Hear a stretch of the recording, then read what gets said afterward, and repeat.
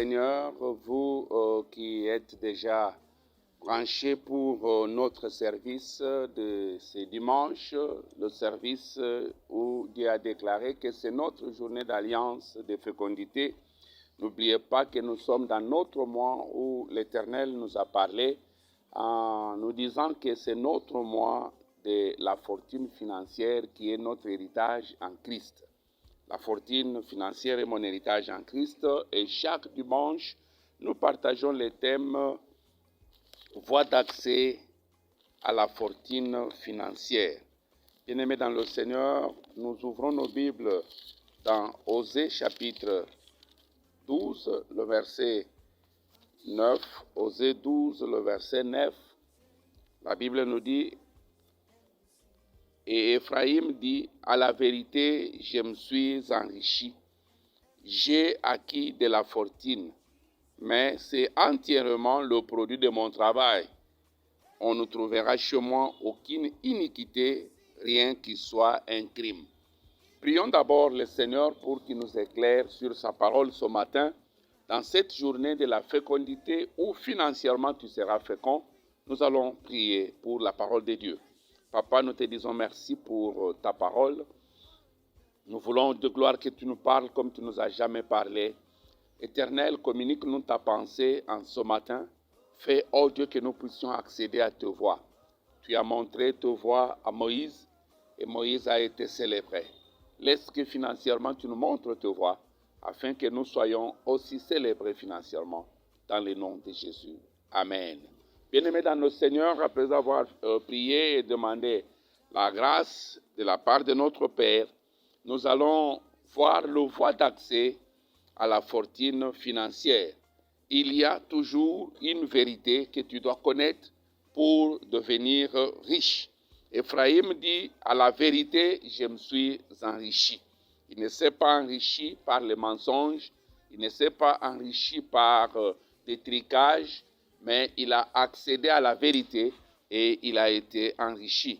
Je vois quelqu'un qui sera enrichi avant que ce mois finisse. Par la vérité que tu auras, tu vas alors t'enrichir. Et la vérité pour nous, dans ce mois, c'est avoir l'alliance avec Dieu. Être en alliance avec Dieu. Quelle alliance? L'alliance de service. Quand vous servez Dieu et les intérêts de son royaume, vous ne manquerez jamais d'être riche. Dans Matthieu 6, 33, la Bible nous dit: cherchez premièrement le royaume des cieux et sa justice, et le reste vous sera accordé. Bien-aimé, lorsque tu cherches, tu sers Dieu avec ton cœur, avec ta force, avec tes biens, avec tes ressources. Bien-aimé, tu ne manqueras pas d'être enrichi. Mais c'est quoi une alliance? L'alliance, c'est une plateforme de sauvetage de Dieu contre les situations économiques qui sont difficiles. Lorsque les situations économiques sont difficiles, nous devons recourir à l'alliance parce que c'est une plateforme où Dieu sauve ses enfants. Dans Genèse 26, vous vous souviendrez de l'histoire de ce jeune homme Isaac. La situation était très difficile. La Bible nous dit qu'il y a eu une famine, plus que la famine qui eut lieu du temps d'Abraham. Et Isaac voulait même fuir pour aller chez Abimelech. Dieu lui dit non, ne fuis pas. Abimelech, c'est un roi, il a un pays, mais son pays peut aussi être frappé par la même situation économique que ta situation. Alors reste dans ce pays, je vais te bénir. Pourquoi? Parce que j'avais fait une alliance. Le verset 3e, séjourne, Genèse 26, verset 3, séjourne dans ce pays-ci, je serai avec toi et je te bénirai, car je donnerai toutes ces contrées à toi et à ta postérité, et je tiendrai les serments que j'avais faits à Abraham, ton père. Je tiendrai l'alliance que j'avais faite. Quand Dieu nous bénit, c'est à cause de l'alliance. Voilà pourquoi nous devons pratiquer l'alliance. Lorsque vous pratiquez l'alliance, vous constaterez que vous serez bénis. Dans Deutéronome 8, le verset 18, la Bible nous dit: tu te souviendras l'Éternel, ton Dieu, car c'est lui qui te donnera de la force pour acquérir les richesses, comme il le fait aujourd'hui, afin de confirmer son alliance. Donc Dieu travaille en alliance avec les gens. Bien-aimé, si tu peux avoir l'alliance avec Dieu, tu ne manqueras pas d'être béni. Et pourquoi Dieu nous bénit? Le but de la richesse dans le royaume, c'est pour l'avancement du royaume. Lorsque tu t'occupes à faire avancer le royaume des cieux, Dieu continuera à te bénir. Matthieu 24, le verset 14.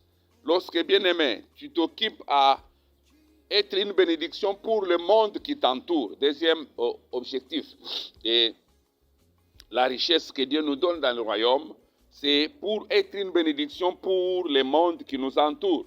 Dans Genèse 12, 1 à 3, Dieu dira à Abraham, je te bénirai et tu deviendras une source de bénédiction.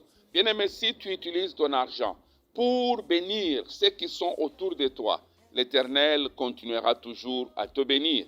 Et voilà pourquoi Dieu ne bénira personne dans le royaume au-delà, de son engagement pour la promotion du royaume. Dieu ne peut pas te bénir au-delà de ton engagement pour l'avancement du royaume.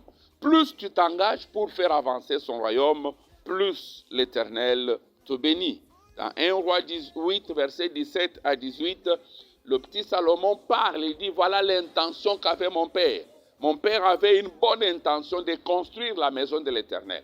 Donc David, ayant de bonnes intentions, et Dieu a eu aussi à le bénir. Salomon, quand il a bâti aussi la maison de l'Éternel, Dieu l'a béni. Mais lorsqu'il a oublié de continuer à faire avancer le royaume et qu'il a construit maintenant 1000 temples pour des faux dieux, directement Dieu a suscité des ennemis, Dieu a suscité des adversaires. Mais pour toi, il n'y aura aucun adversaire que Dieu va susciter. Tu vas vivre dans la paix, tu vas jouir de ta richesse dans la paix. Deuxièmement, Dieu ne peut pas bénir quelqu'un dans ce royaume au-delà de son engagement à bénir les nécessités qui l'entourent.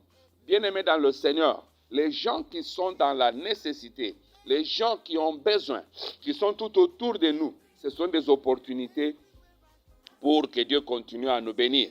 Quand vous lisez Job 29, le verset 4 à verset 17, vous constaterez que le frère Job dit, quand il était béni, pourquoi il était béni? Il dit parce qu'il était l'œil de l'aveugle. Il était la jambe du boiteux. C'est-à-dire, bien aimé, autour de nous, il y a des gens qui sont aveugles financièrement, qui n'ont rien à manger, qui n'ont rien à se vêtir. Si toi, tu es béni, c'est pour que tu puisses être la bénédiction de ces gens-là. Le frère Job dit, j'étais l'œil de l'aveugle. Donc, la personne qui ne voit pas à manger, toi, tu as à manger, tu peux voir pour lui. Donc, bien aimé, lorsque tu t'occupes de ceux qui sont autour de toi, et Dieu ne fera que continuer à te bénir. Proverbe 28, 27. Lorsque tu t'occupes des autres, la Bible dit, celui qui donne aux pauvres, il prête à Dieu. Les gens qui sont autour de nous, ce sont les opportunités pour notre avancement. Et beaucoup de gens, ils veulent seulement eux-mêmes s'enrichir, mais ils ne savent pas que Dieu leur donne la richesse pour qu'ils soient une bénédiction pour les gens qui sont tout autour d'eux. Bien-aimés dans le Seigneur, dans notre royaume, Dieu ne peut pas bénir une personne au-delà de son engagement à donner pour le bien-être de l'humanité. L'humanité tout entière a besoin. Il y a des calamités qui surgissent. Il y a des problèmes d'Ebola, de ceci dans certaines autres provinces. Si tu es béni, tu dois penser à ce que tu dois être un bien-être pour l'humanité tout entière. Dans Genèse 22, le verset 17 à 18, Dieu parlant à Abraham, après qu'Abraham ait allé pour offrir son fils, le verset 17, la Bible nous dit dans Genèse 22, « Je te bénirai et je multiplierai ta postérité, comme les étoiles du ciel, et comme le sable qui est sur le bord de la mer, et ta postérité possédera la porte de ses ennemis. Toutes les nations de la terre seront bénies en ta postérité, parce que tu as obéi à ma voix. » Toutes les nations de la terre, toutes les nations, sans exception. Donc, lorsque Dieu nous bénit, c'est pour que nous soyons une bénédiction pour l'humanité. Bien-aimé, notre don doit être fait avec discrétion, selon les priorités de l'Alliance. Lorsque tu donnes, tu dois vraiment le faire avec discrétion. Tu ne dois pas alerter Facebook. Tu ne dois pas aller à la radio, à la télé pour déclarer que voilà, moi je donne, moi je fais ça. En ce moment-là, tu auras ta récompense des hommes. Dans Matthieu 6, le verset 3 et le verset 33, la Bible nous dit, « Mais quand tu fais l'aumône, que ta main gauche ne le sache pas, ce que fait la droite. afin que ton aumône se fasse en secret. Et ton Père qui voit dans le secret te le rendra. Bien aimé, beaucoup de gens ont stoppé leur bénédiction à cause de leur bouche. Ils publient partout, ni moi, si je n'avais pas donné, non. Notre don, que ce soit pour l'avancement du royaume, que ce soit pour les nécessités, que ce soit pour l'humanité, l'Éternel nous demande de le faire, mais avec discrétion. Et c'est là selon les priorités que Dieu nous a données. Il dit, cherchez premièrement, au verset 33, cherchez premièrement le royaume des cieux et sa justice. Donc, nous priorisons nos bénédictions, mais nous le faisons avec discrétion. Je vois quelqu'un être béni plus qu'il n'a jamais été béni. Bien-aimé dans le Seigneur, il y a les exigences pour marcher dans la fortune financière. Il y a des gens qui se disent, je donne, oui, moi je fais, oui, mais il y a certaines exigences. Lorsqu'il faut respecter ces exigences, vous ne manquerez pas d'être béni. La première exigence, ce sont les dîmes et les sacrifices pour l'avancement de l'évangile. Lorsque tu donnes ta dîme et lorsque tu fais tes sacrifices pour l'avancement du royaume, tu ne manqueras pas d'être béni. Dans Malachie 3, le verset 6 à 11, la Bible nous dit, revenez à moi et je reviendrai à vous. Ces gens ont posé une bonne question. Parce que Dieu leur a dit, vous me volez, vous me trompez, la nation tout entière. Ils ont dit, en quoi t'avons-nous volé? Dieu dit, dans les dîmes et les offrandes. Bien-aimé, lorsque tu respectes, tu payes ta dîme et tu fais tes sacrifices pour l'avancement du royaume, tu ne manqueras jamais d'être béni.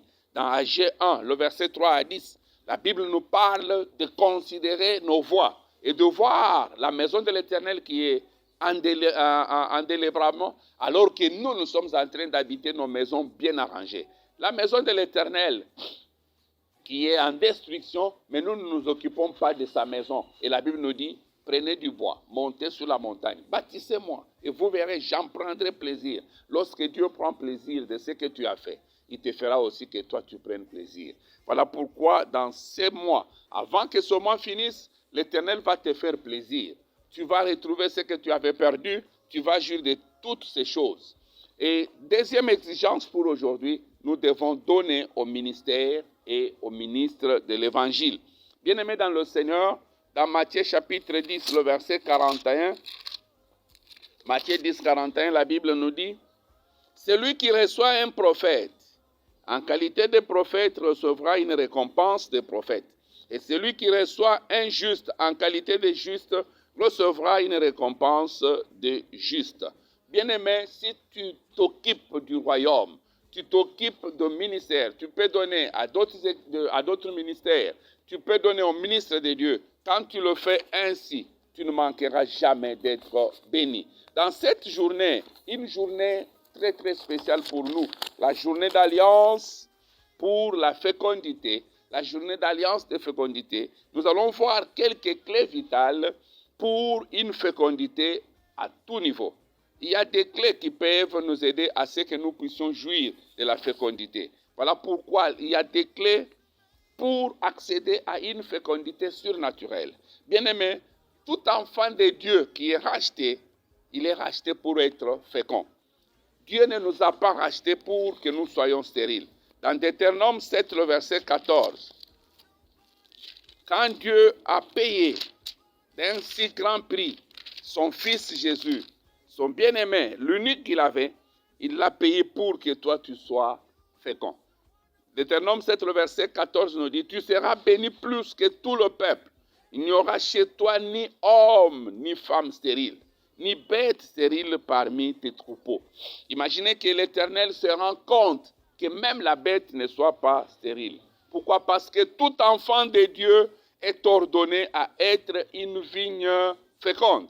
Tu n'as jamais été une vigne stérile. Tu ne seras jamais stérile parce que l'Éternel qui t'a créé, la première bénédiction, quand il a créé l'humanité, particulièrement les hommes, il a dit, soyez féconds.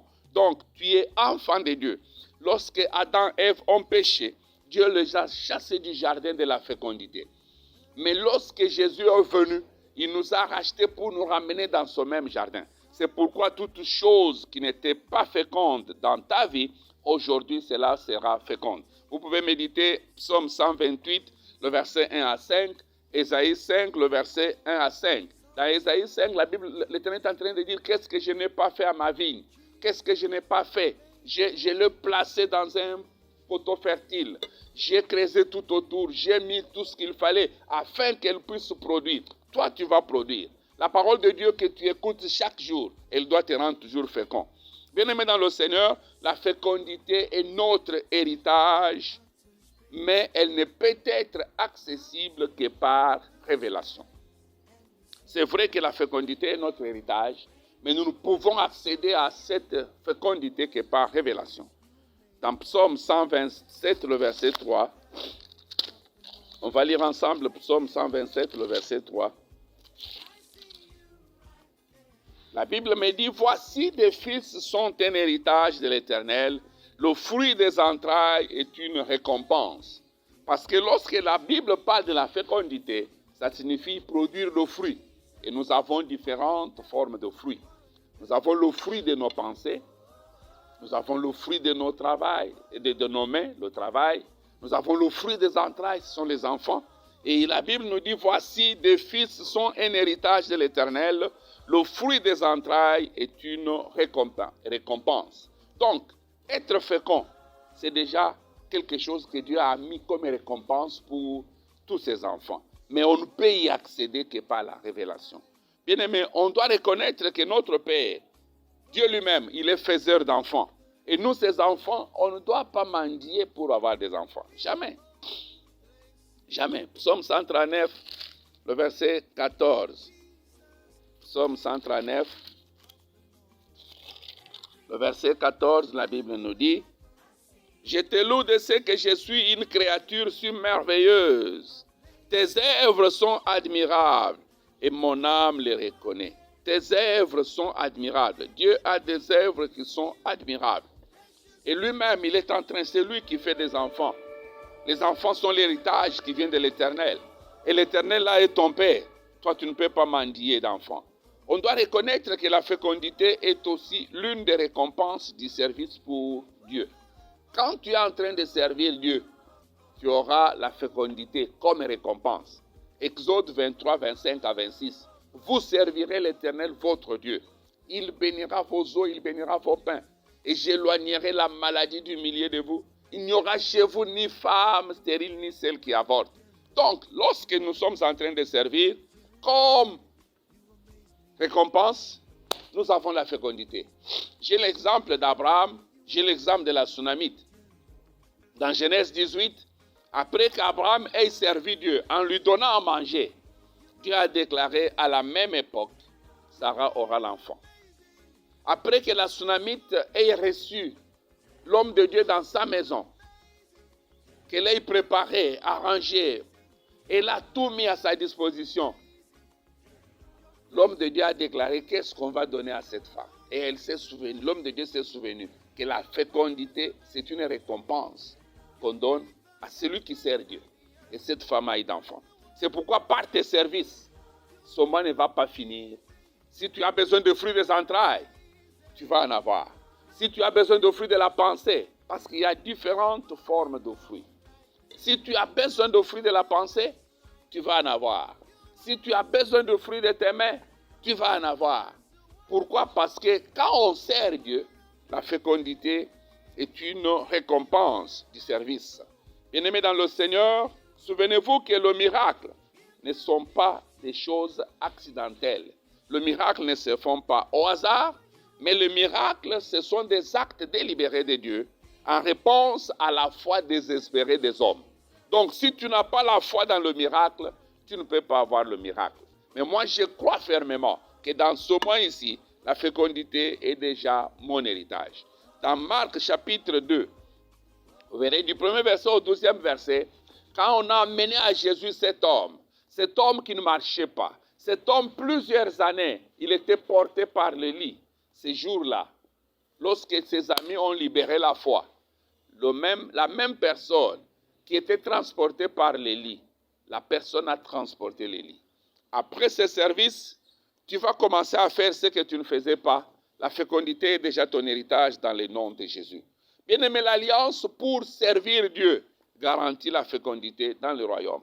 dans 2 Chroniques 15, lorsque ces gens ont fait l'alliance de servir Dieu. 2 Chroniques 15, on va lire le verset 12 et puis le verset 15. 2 Chroniques 15, le verset 12, la Bible nous dit: ils prirent l'engagement de chercher l'Éternel, le Dieu de leur père, de tout leur cœur et de toute leur âme. Le verset 15. Tout Juda s'est réjoui de ces serments, car ils avaient juré de tout leur cœur et ils avaient cherché l'Éternel de plein gré et ils l'avaient trouvé. Et l'Éternel leur donna du repos de tous côtés. Tu vas trouver Dieu dans ce mois et tu auras du repos de tous côtés. Quelqu'un qui cherche la fécondité, dès qu'elle est féconde, elle a le repos. Je te vois entrer dans ce repos, et cela dans le nom puissant de Jésus.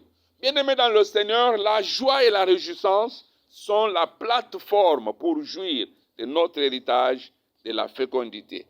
Imaginez, la Bible nous dit stérile. Toi qui es stérile, réjouis-toi. Pourquoi elle doit se réjouir? Parce que la joie et la réjouissance, c'est une plateforme pour accéder à notre fécondité. Voyons quelques clés, comme je l'ai dit, quelques clés vitales pour une fécondité surnaturelle. La première clé, tu dois identifier ta place que Dieu t'indique pour l'adorer. Bien-aimé, ce n'est pas partout où tu dois adorer Dieu. Tu dois identifier ta place. Tu dois chercher le lieu indiqué. Même Dieu, pour qu'Abraham aille l'adorer avec Isaac, il lui dit dans Genèse 22, il dit, va dans le pays de Moridia. Oui, le pays a été indiqué.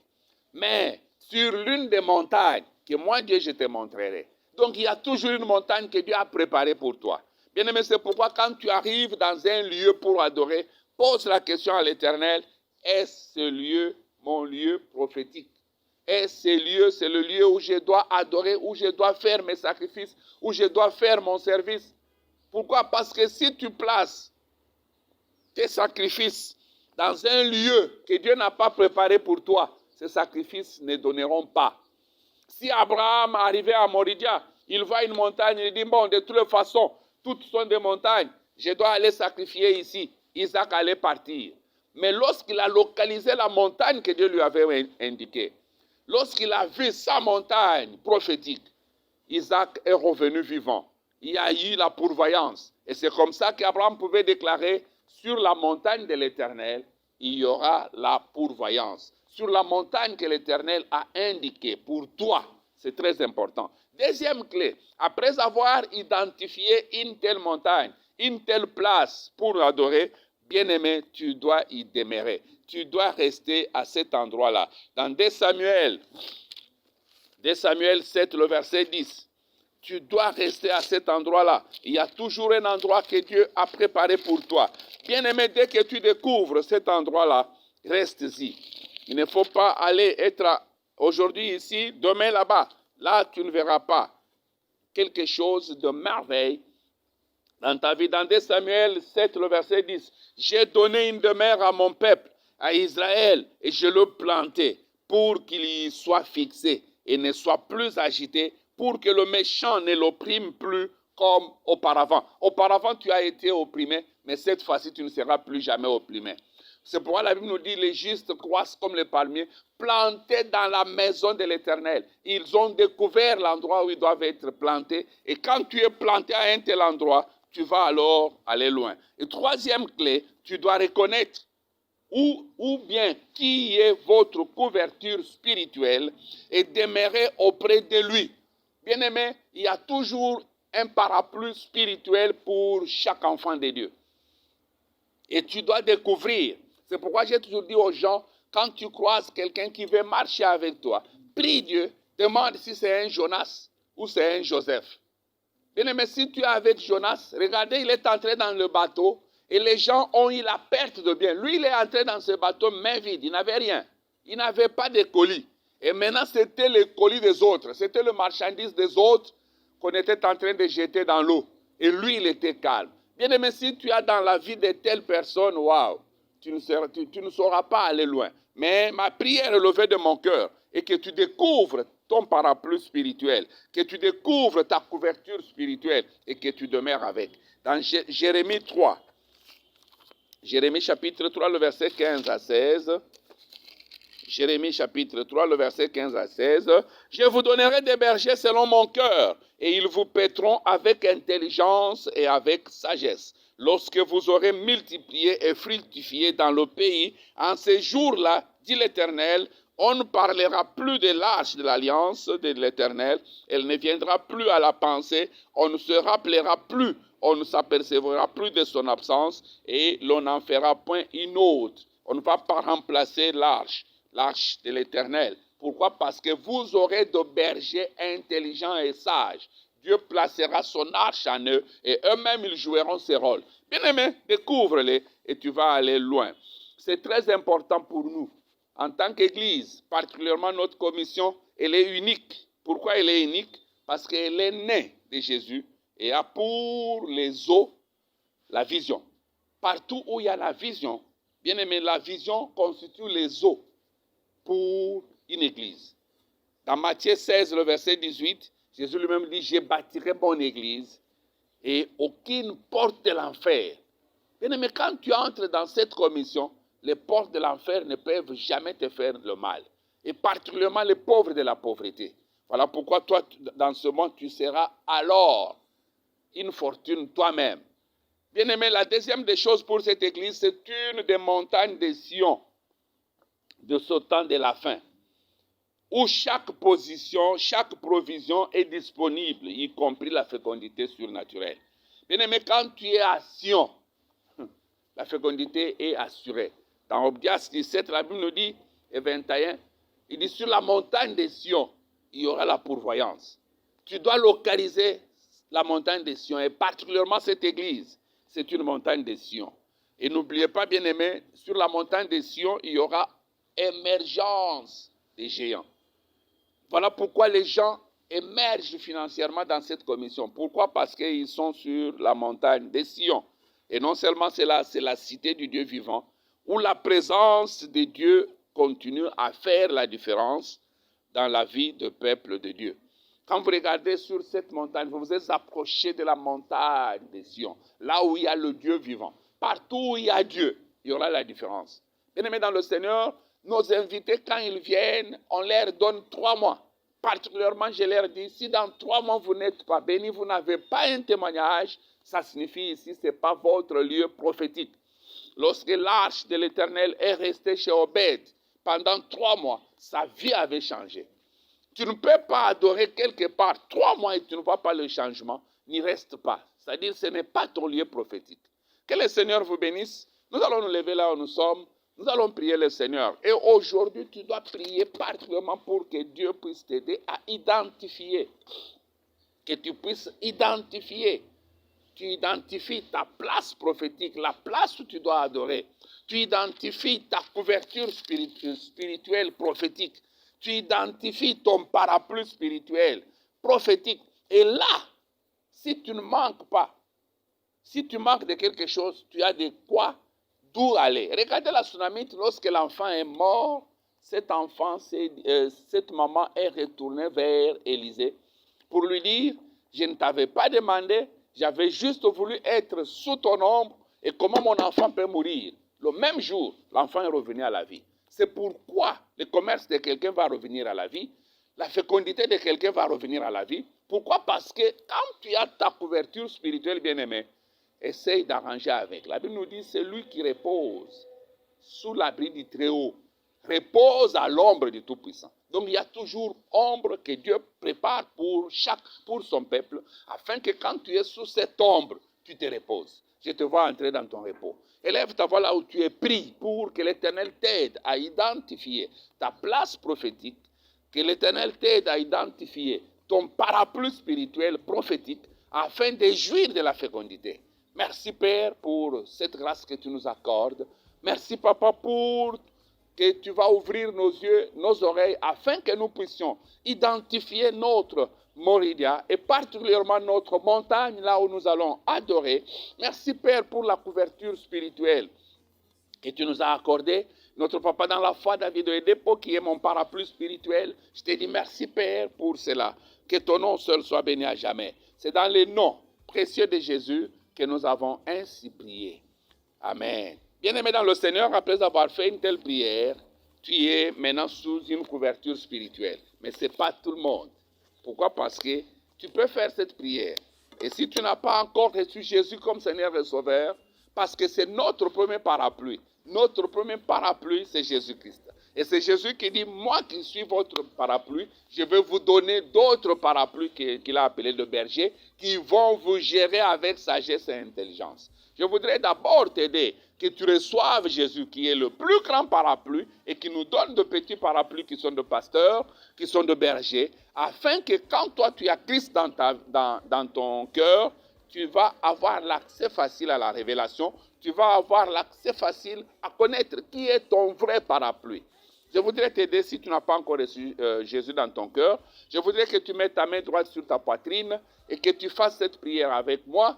Dis à haute voix là où tu es, Seigneur Jésus, je reconnais que je suis un pécheur. Je ne peux pas me sauver seul. J'ai entendu ta parole. J'ouvre mon cœur. Entre dans mon cœur. Sois mon Seigneur et mon Sauveur personnel. Pardonne mes péchés que j'ai fait consciemment ou inconsciemment. Inscris mon nom dans ton livre de vie. Aujourd'hui, je crois de tout mon cœur et je confesse de ma bouche que tu es le Fils de Dieu. Tu es mort pour mes péchés. Tu es ressuscité pour me justifier. Aujourd'hui, je suis justifié. Mes péchés sont pardonnés. Je suis lavé par le sang de Jésus et je suis devenu enfant de Dieu. Au nom de Jésus. Amen. Bien-aimé dans le Seigneur, après avoir fait une telle prière, certainement tu es devenu enfant de Dieu. Et tout enfant a besoin des adultes pour grandir, pour se développer. Voilà pourquoi si tu n'es pas dans la ville de Kinshasa et que tu nous as suivis sur les réseaux, localise une église où Jésus est prêché en esprit et en vérité et joins-toi à cette église pour ta croissance spirituelle afin de devenir grand et fortuné. Mais si tu es dans la ville de Kinshasa, nous sommes là sur la route de Matadi, numéro 5, quartier du Meuse, dans la commune de Mongafola, particulièrement sur le triangle de la cité appelée Cité Verte, en face des pompes d'essence Etienne. Bien-aimés, nous t'attendons là, chaque lundi, dès que les choses seront normalisées, à 16h30 pour la classe fondamentale. Chaque mardi, nous sommes sur la montagne, que nous appelons la montagne des réponses. Nous venons prier, nous venons demander à notre Père de répondre à nos questions. Chaque mercredi, nous sommes à jeûne et prière avec un culte puissant à 17h que nous clôturons avec la Sainte Seine. Et chaque dimanche, comme aujourd'hui, nous avons deux services. Le premier service à 7h, le second à 9h30. Que le Seigneur vous bénisse.